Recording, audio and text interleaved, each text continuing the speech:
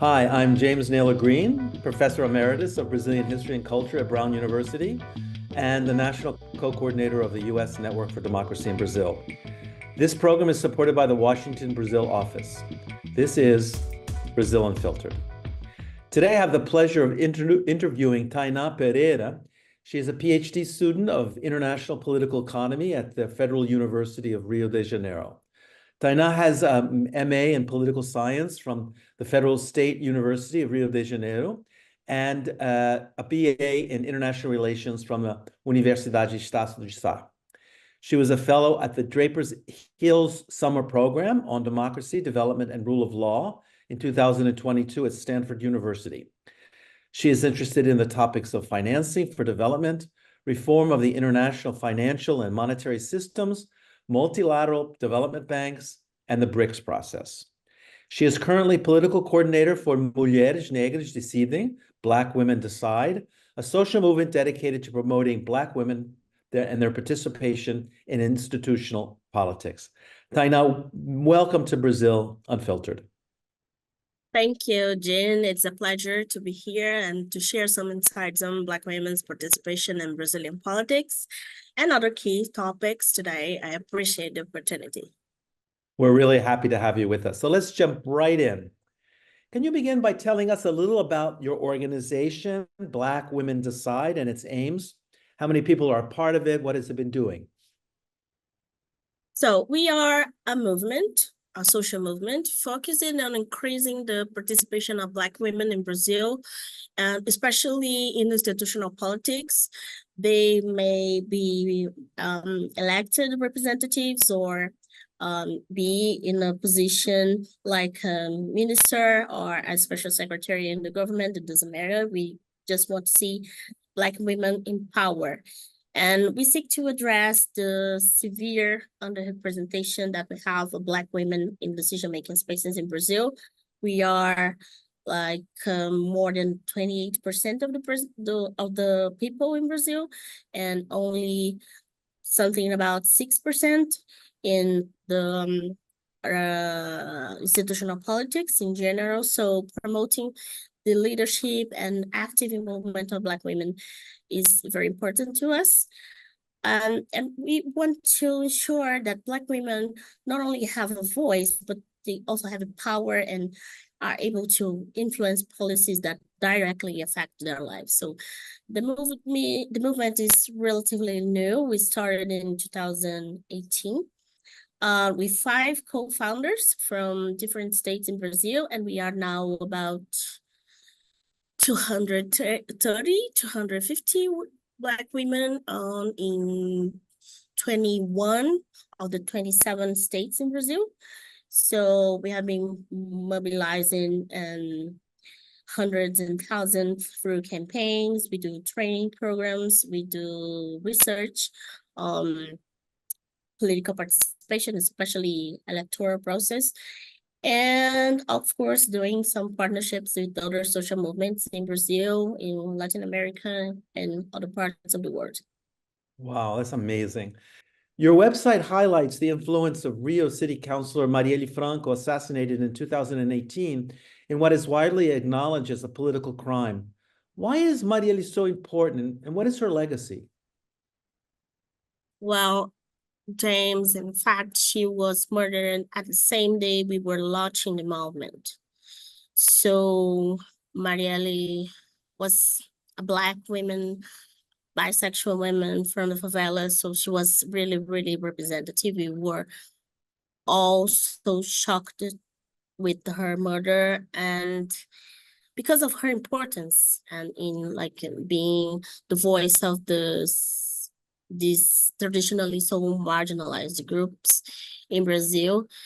And we started the movement profiling a new group of Black women that the human rights and the grassroots movements that were entering the politics at that moment. She was elected in 2016, and along with Aura Carolina and Thalita Petroni, all from the same party, and Socialism and Freedom party, PSOL, I would say in Portuguese.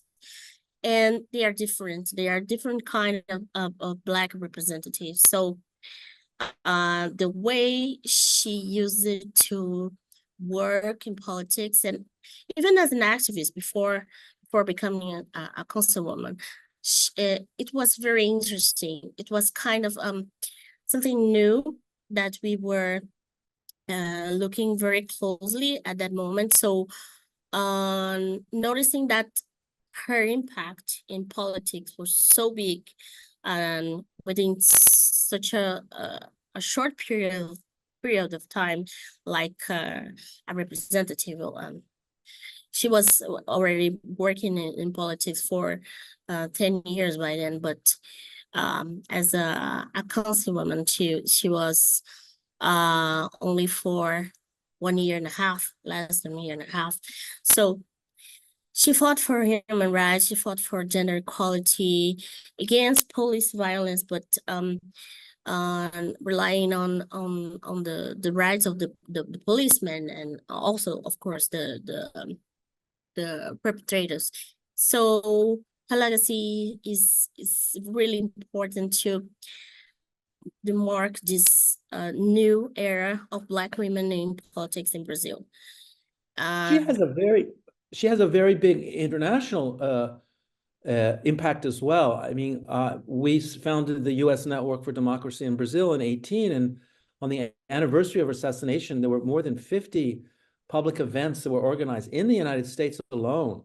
And that fame and her symbolism circulated around the world. So I think she became, in my mind, a symbol of resistance to what would be the extreme right in Brazil.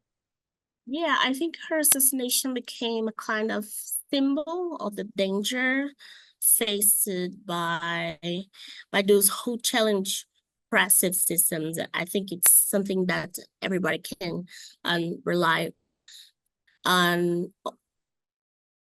a rallying point for activists across Brazil and internationally. So her life reminds us why representation in politics is so vital, I think. Absolutely. So at this point, is going to be having a municipal election soon for mayors and members of the city council. What is your evaluation of the overall performance of progressive candidates around the country? Is it going to be a challenging election for the left? What is going to be the situation in your prediction? I know it's always hard to predict what might happen, but how are you seeing the upcoming elections? Yeah.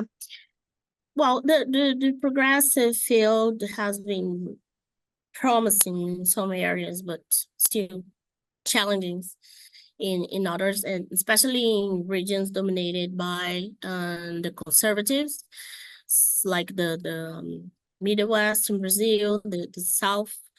So the municipal elections are often more fragmented, especially in a big country like Brazil.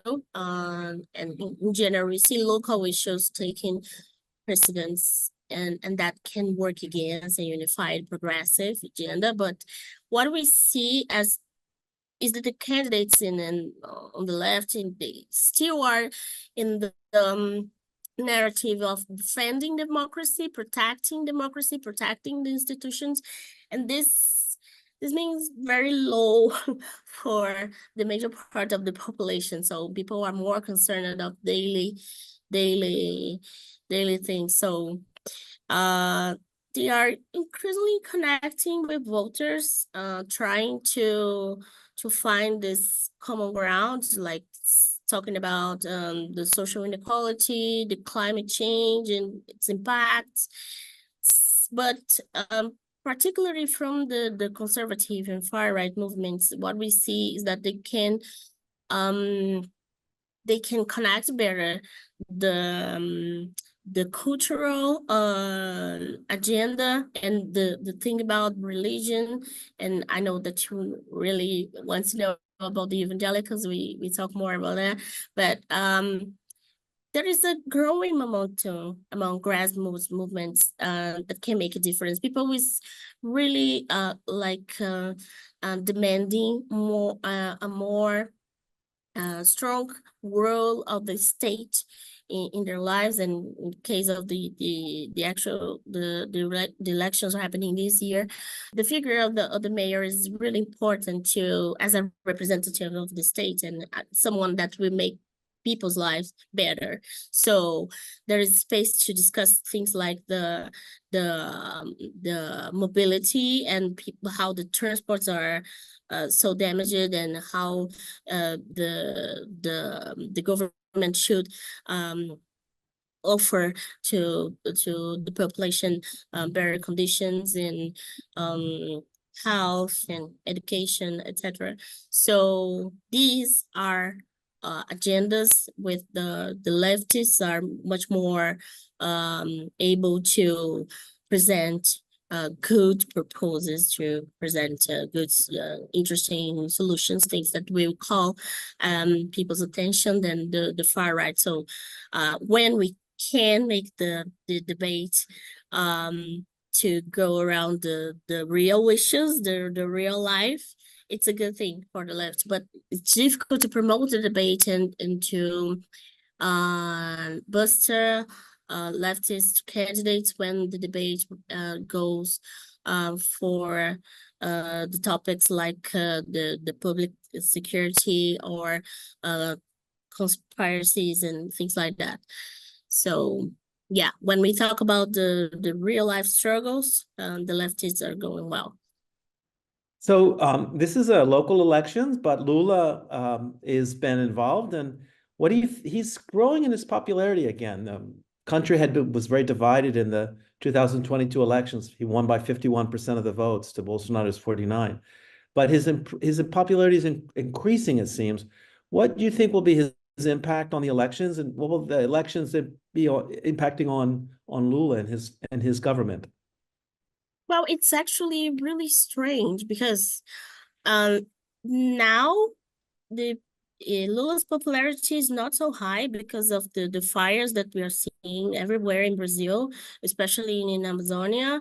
But we had a really important reduction in the inflation rates and the prices of the food. But still, people say that the economy in Brazil goes really bad, that we are facing a certain kind of crisis. I don't know what kind of crisis. This is impacting Lula's evaluation as well. It's something related with the narrative, I think, with the social media and things like that, in my opinion. And the local dynamics play a more significant role in this local election. So Lula's influence is strong, of course, and some candidates will engage directly with voters, bringing the image of Lula. But I don't see how this is going to impact most of the disputes locally. I have a good example to tell you about Black women that we are following very closely. Dandara Tonantzin, she's from the Workers' Party as Lula, and she's now a Black congresswoman, and she's running for the first time in her city in Minas Gerais, which is a big state and a big electoral college in Brazil. So she connects her campaign with Lula all the time. Lula has been with her a few times during this campaign, and she's going really, really well. She might be the first female to be a mayor in her city in all time. So it's interesting to see. Like in the biggest states, it has some importance. The approval of the Lula or Bolsonaro, it has some importance, like in Minas Gerais, São Paulo, and Rio de Janeiro. It's very interesting you mentioned Nandara, because the Washington Brazil office is doing a collaborative project with her on the Cerrado, because she is a part of the Brazilian savannah, Uberlândia, which is the gateway to the savannah, the grasslands. And people know about Amazonia, but they don't know much about the other biomes that are endangered. Yeah. And so we're very excited working with her, and let's hope that she's victorious. So Bolsonaro lost the 2022 elections, and he's not allowed to run for office, although there have been people in Congress who are trying to change the ruling of the Brazilian electoral court, which prohibited him from participating in elections for a period of time. But do you think he has influence still in Brazil, and what influence he has in municipal elections and beyond these elections? Yeah. As we say, Bolsonaro was defeated, but Bolsonarism is still very influential. So he was really able to cultivate a strong base, particularly among conservatives and the evangelical voters, and the agro-business sector in Brazil, and this will reflect somehow in the municipal elections. So yes, the Bolsonarism still have a very, very expressive influence in the elections. I can't say if Bolsonaro himself is so important. In my city, here in Rio de Janeiro, yes. When his candidate here started to associate the campaign with Bolsonaro, he raised in the polls and started to appear with more intentions. But now he's stopped. So I think there's the limit because of Bolsonaro's rejection. While in São Paulo, we say that we have two candidates representing this Bolsonarism, and one of them is really, really well and with very low rejection from the public, and who is the mayor currently, Nunes, Ricardo Nunes, his name. And the other one is much more radical. He's like a digital influencer and a coach and something, but he's so aggressive. People is now starting not to see him really as a good option, you know. So Bolsonaro, he must be aware, I think, that he might change his strategies to keep his influence, you know, because there are many people like playing roles, like acting like him in different grades, I would say, to try to capture this part of the voters. But yeah, even beyond these elections, the ideology will persist, of course, to shape the political landscape in some way.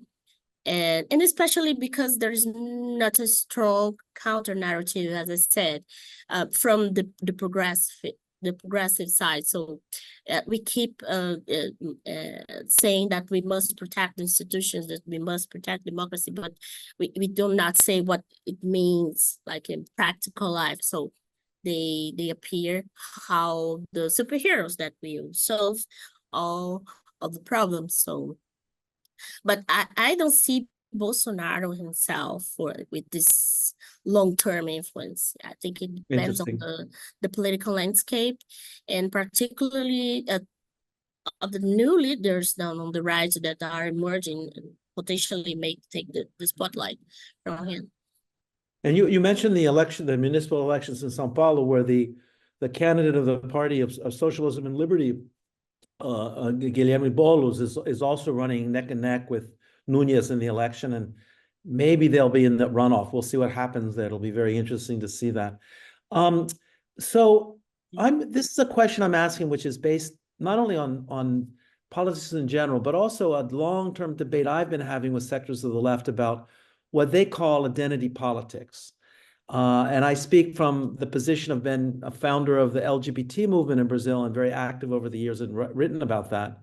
But already during the dictatorship, people on the left criticized the Black movement, the feminist movement, the LGBT movement, had a different name at the time, saying that identity politics was an obstacle to reaching the masses, that people were spending too much time worrying about their individual oppression or discrimination or marginalization. And I can imagine that your organization, Black Women Decide, Mulheres Negras Decidem, might also be receiving some of that criticism from sectors of the progressive movement. What's been your experience there, and what do you have to say about that? Yeah, this kind of discourse is still very popular, I must say. But we keep saying that we are the masses. We, Black women, represent more than 28% of the population in Brazil. This is more than 60 million people. So we are the masses. Yeah, we can say we are talking about a minority in our case in Brazil. And despite the criticism, some people argue that focusing on identity divides the electorate, but we believe that addressing systemic inequalities is not a distraction. It's essential. So when we talk about race and gender, we're talking about fundamental rights. We are talking about citizenship and access to opportunities that affect everyone. So empowering Black women, by empowering Black women, we are strengthening democracy as a whole, not just a segment of the population. Yeah, no, I couldn't agree with you more. I'm glad that you have that same position. So let's talk a little bit about the United States, because we're facing an election here. African Americans have given strong support to the Democratic Party, more than any other group voting in. 93% of African Americans voted for Democrats in 2012, 89% in 2016 in the presidential elections, and 87% in the 2020 elections. However, recent polls indicate a small sector of the Black community in the United States, mostly men, are moving towards Trump. Although it's hard to know if that's true or not. I'm not really sure if these are accurate polls. Now, some commentators speculate that this trend might be due to the fact that Trump appeals to the hyper-masculinity discourse that some men might find attractive. His sexist attitudes towards women might have resonance in that case among some U.S. Black male voters. But we really don't know. But your organization focuses on mobilizing Black women to become politically involved. But have you seen the same trend in any way in Brazil among Black men to move to the right or to be more conservative? And I'm curious to know what you think about this. Yeah, I think this is a global trend. Men being more conservative than women. And what I see is the political landscape in Brazil is quite fluid, and voting patterns can shift based on local dynamics. But I see that the Black women are now kind of disconnecting from what we would call the traditional Black movements, because of the feminism, I would say, and the Black feminism, and its strategies and the way it's really well managed to become a political force inside of the movements, inside of the parties. And this strategy the Black women choose, like focusing on education, focusing on political participation. And of course, we have structural gaps that and structural problems that affect Black men more than women, like the violence, especially the security forces violence against it. But it's more than that. It's about the project. It's a political project about how women and men, either Black or white, whatever, see freedom and see well-being. Like we see that fighting for our rights as Black women, it appears to Black men sometimes as a threat for them.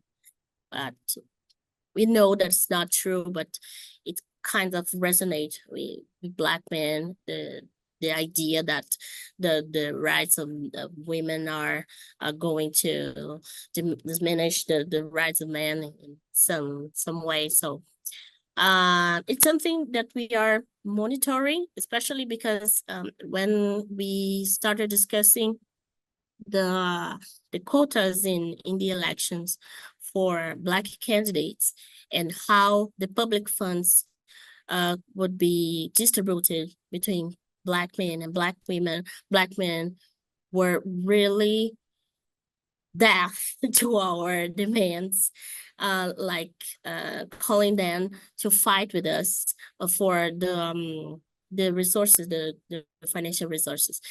They say they are the majority, so they are part of the 70% of the candidates. We are part of the 30%, the minority of women disputing.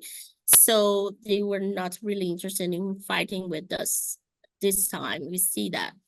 Of course, not all of them. Many Black men are being really vocal on how unequal is the distribution of the resource, the public resources between the candidates, especially between white and non-white candidates. But when we talk about power, yeah, there is a disconnection. And it's something we are monitoring closely as we engage Black communities, because we cannot fall in the trap that we always see, that who is in the power will always want us to fight ones against others. So we must create bridges. We must create a way to reconnect as a community to fight for our rights collectively. So yeah. You mentioned the quotas in the political parties for the number of candidates. And there's another system in Brazil, which many people who listen to Brazil Unfiltered know about, which is the highly successful proposal that was a demand of the Black movement, but then was carried out, for example, in the State University of Rio de Janeiro for quotas for university. Mm-hmm. I've been going to Brazil. I've been connected to Brazil for 50 years. I studied at the University of São Paulo in the 70s. And what is really striking is how the universities, the public universities, changed in their composition, because they used to be really for mostly large majority middle-class white people or upper-class white people who could go to the free public universities, the federal universities, and poor people who couldn't get into those universities because they didn't pass the exams had to pay tuition to get into to go to a private school, and it was much harder to do that. Mm-hmm. And what I'm struck at, I just curious to ask you this: what do you see as the impact of that really change and creating a generation of young Black and Indigenous and some trans people, many women among them, who have gone through the university and then are now really feeling empowered to become leaders in social movements or in politics or in government? How do you see all that? Yeah, sure. You're absolutely right. And it's, as I said, they say that they are not the leaders now because they have been killed.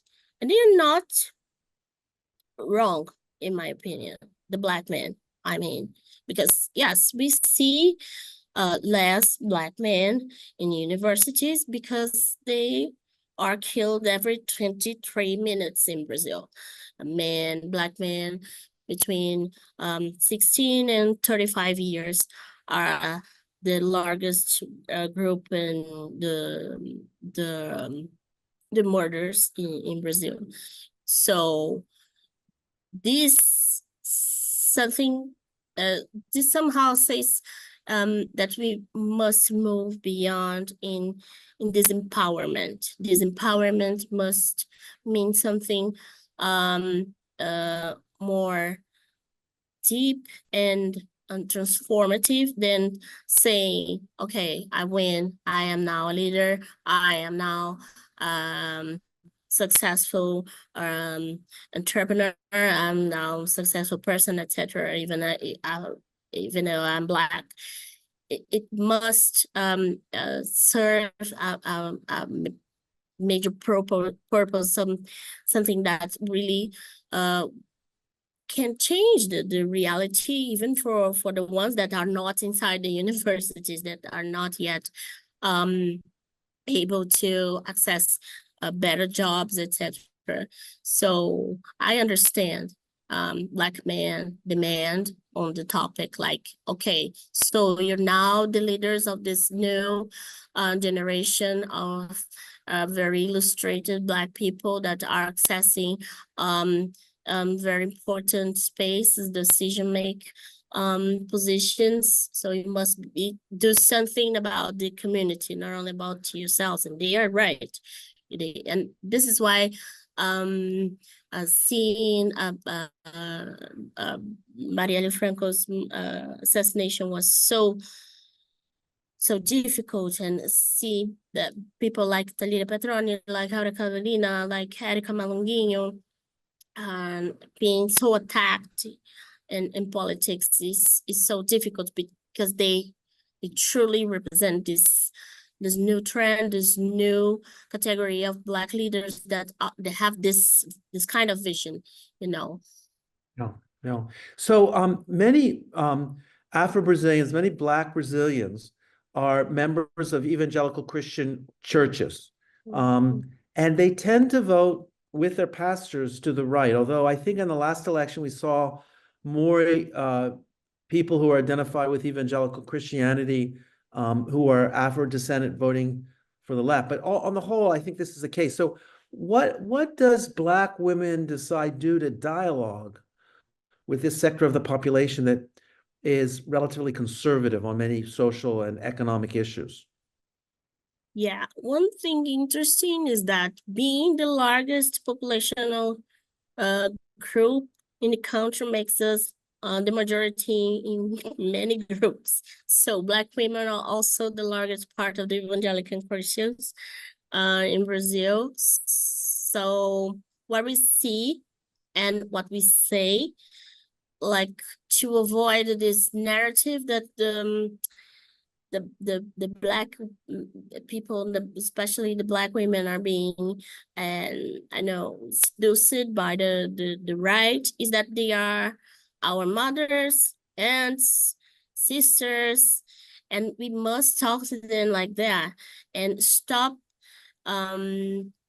looking from above and like tokenizing the evangelical group as they were something different than us. They are not. We are part of the same groups, and it's not because we went to university that we are better than them, and we are more than able to build these bridges and connect the real debates, the real struggles we have with their lives. So we can talk about like public security, talking with these Black evangelical women about their sons that are incarcerated. We can talk about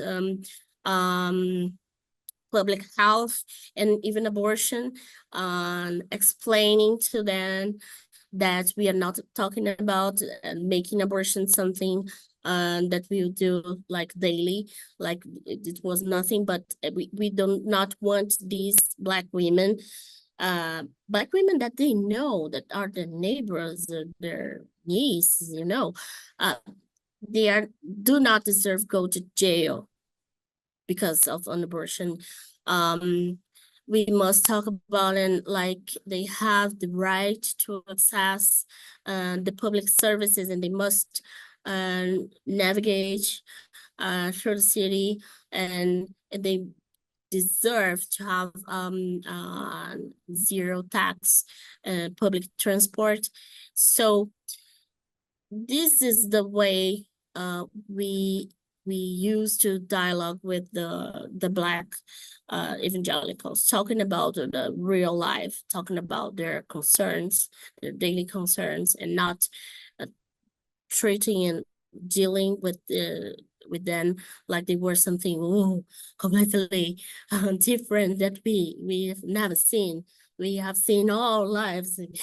They are mothers and sisters, fathers, etc. So the US presidential elections will be taking place in a month or so. What do you think will be the impact in Brazil if Trump wins?